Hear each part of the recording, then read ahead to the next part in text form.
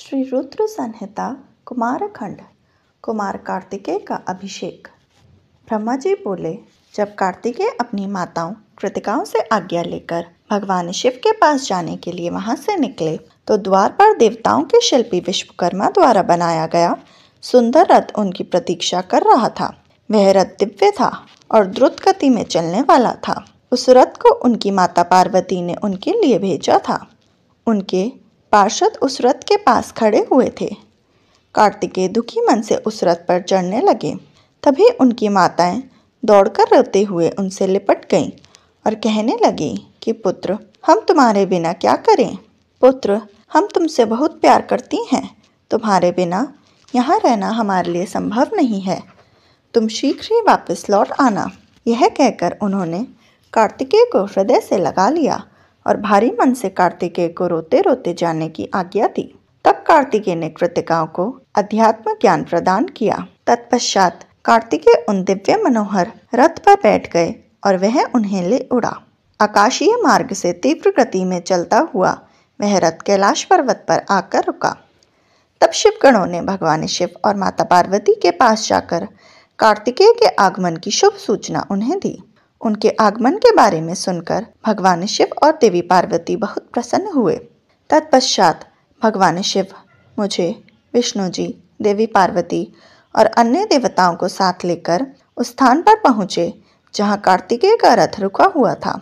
सबके मन में गंगा जी से उत्पन्न उस बालक को देखने की बड़ी इच्छा थी। जब सब देवता कार्तिकेय से मिलने के लिए आ रहे थे, उस समय चारों दिशाओं से शंख और भेरी बजने लगी। सभी शिवगण नाचते गाते और उनकी जय जयकार करते हुए अपने आराध्य भगवान शिव के पुत्र को देखने के लिए चल दिए। वहां पहुंचकर सब बहुत प्रसन्न हुए। भगवान शिव ने प्रेम पूर्वक उस बालक को गोद में बैठा लिया। तब देवी पार्वती ने भी उस बालक को बहुत प्यार किया। भगवान शिव ने उस बालक के लिए एक सुंदर रत्नों से जड़ा हुआ सिंहासन मंगवाया और उस सिंहासन पर बालक को बैठाया।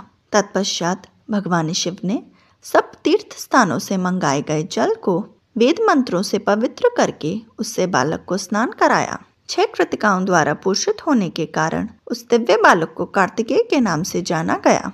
तीर्थों के पवित्र जल से स्नान कराने के उपरांत सभी देवताओं ने कार्तिकेय को तरह तरह के अमूल्य वस्तुएं, विद्याएं और अद्भुत शक्तियां प्रदान की। तब सर्वप्रथम देवी पार्वती ने अपने पुत्र को हृदय से लगाकर उसे चिरंजीव होने का आशीर्वाद प्रदान किया।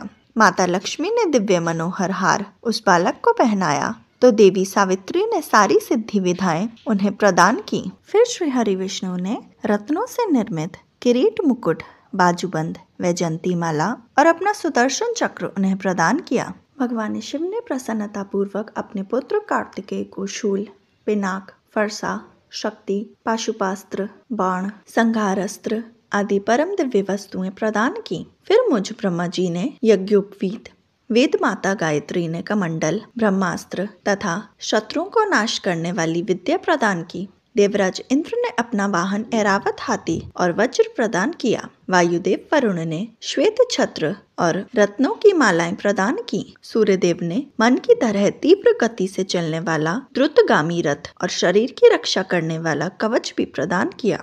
यमराज द्वारा दंड और समुद्र देव द्वारा अमृत भेंट किया गया। धन के अकूत भंडार के स्वामी कुबेर ने गदा दी। इस प्रकार सब देवताओं ने भगवान शिव के पुत्र कार्तिकेय को अनेकों प्रकार के अस्त्र शस्त्र और उपहार प्रदान किए। सभी देवताओं और शिवगणों ने उनका अभिवादन किया। इस समय वहां पर बहुत बड़ा उत्सव होने लगा। चारों ओर हर्ष की लहर दौड़ रही थी।